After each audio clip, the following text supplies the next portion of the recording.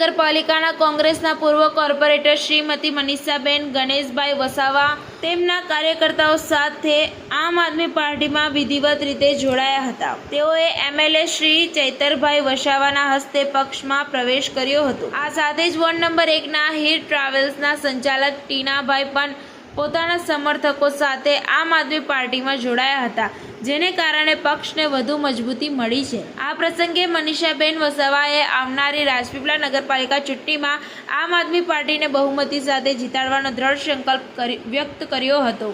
તેમણે જણાવ્યું હતું કે જનતાના પ્રશ્નો અને વિકાસ માટે તેઓ હવે પૂરેપૂરો જોર લગાવશે।